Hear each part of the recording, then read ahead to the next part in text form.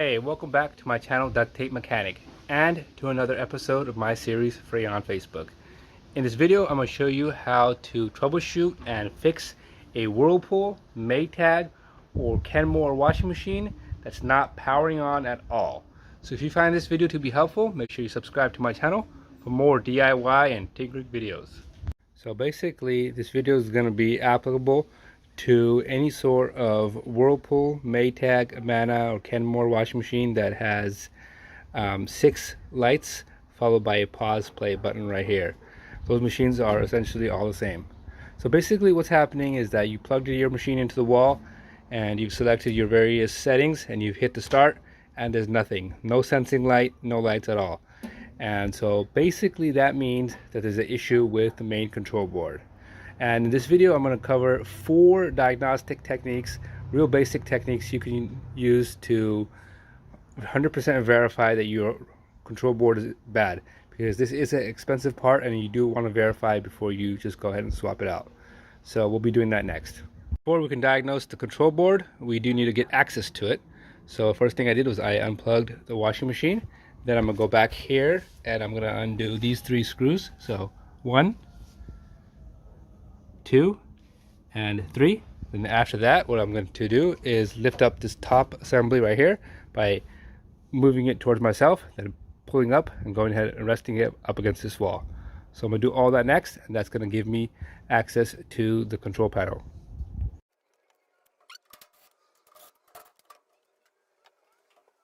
Removing those 3 screws and this little plate that covers the pressure hose, like I said, all we have to do is move this towards ourselves like so and then lift up. Then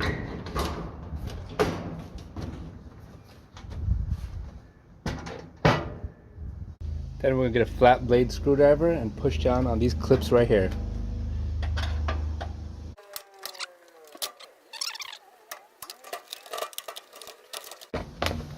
On some models there may be a screw here as well, and so you just need to make sure you undo that one as well, otherwise you won't be able to fold it back like how I just did. Right, so the first thing I like to do when troubleshooting and diagnosing these boards is do a visual inspection. I look for burn marks and bulges of capacitors. So here we have this plastic cover here, and oftentimes you can see black marks on the plastic itself, and here the capacitors on these type of machines are kind of hidden from the plastic, but typically a burn mark will give that away. Then another thing, a visual inspection you could do is roach droppings. Roach droppings and roaches themselves can damage the board and cause it to have shorts, basically sending electricity to components that it's not designed to go to, so it'll burn those components. And yeah, so a visual inspection can really help you just diagnose what's going on. I actually just released a short video with a control board that was shorting out due to roach infestation and roach droppings. But as you can see, this control board is nice and clean, and I must reveal a disclaimer here. This control board is actually functioning perfectly fine. I just did this video to help you diagnose your issues. This washer just has a bad bearing. I think I covered this in a couple of videos ago. So the control board is fine, and it'll show you how to go through the diagnostic steps. I just got this board out of this case here. Just do a quick demonstration. So some of the visual things you could look for is underneath these relays there can be potential burn marks, and because these things can get fused together, and that could cause issues with the control board. Or sometimes these capacitors can be bulging here, and that can prevent current from going through as they build up resistance, so they can lead to a bad control board as well. These are 2 big visual clues, bulging capacitors and burn marks. But if you don't want to dive into this deep, you can also figure out that it's a bad control board from the 3 other steps I'm about to show you.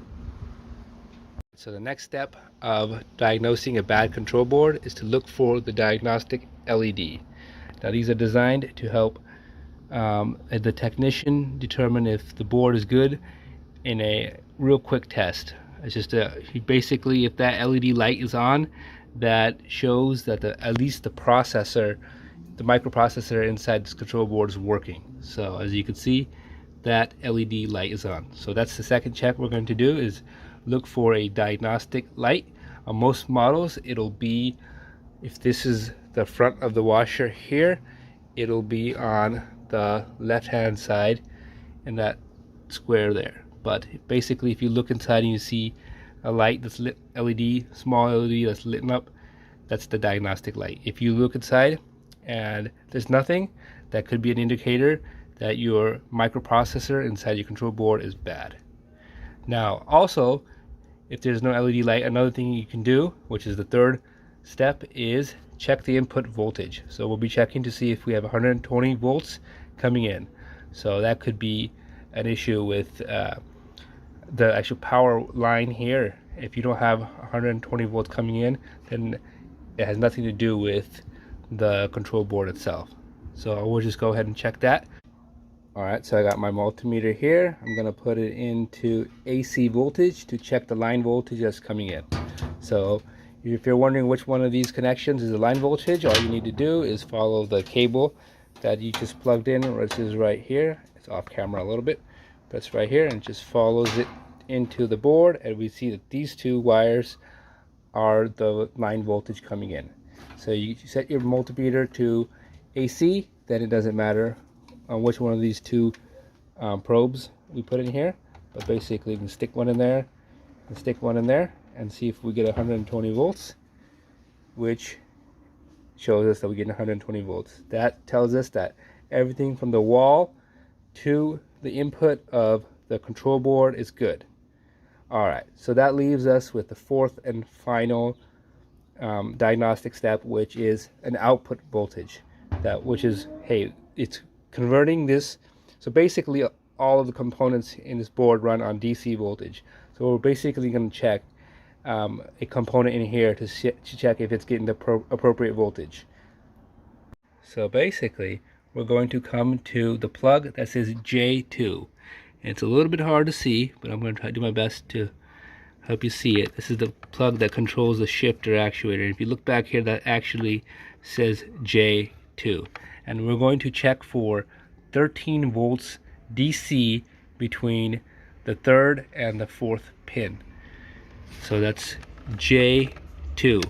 If you have an older model Whirlpool or Kenmore washer, it's going to be J12. But basically the check is pretty much the same. We're going to check to see if there's 13 volts between the third and the fourth pin. So the pins are numbered from going from left to right. So I'm going to go ahead and unplug this, and we're going to check the voltages. Now we could probably see better where it says, if you look carefully, it says J2 right at the top of that blue square. So we're going to be checking the third and fourth pin. Basically, if you put your black probe on the third pin and your red probe on the fourth pin, you're going to get a positive 13 volts. If you switch that, you're going to get a negative 13 volts. The polarity or the positive or minus sign does not matter. As long as you get 13 volts, that indicates that your control board is working fine. So we'll do that next. Alright, so I went ahead and plugged my washing machine into the wall, and I set my multimeter there to DC volts. That's the solid line with the dotted line underneath.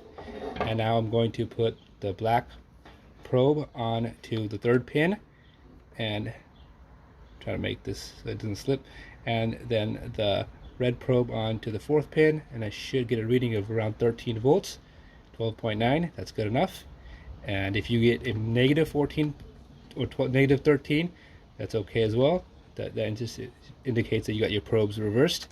But that shows that our board here is outputting the correct voltage. So it passes all four tests, which is a visual test. Then the second one is checking the diagnostic light. The third is checking the AC line voltage, and the fourth is checking the DC output voltage. That's basically how you troubleshoot a control board. So if you found this video to be helpful, make sure you hit the thumbs up side.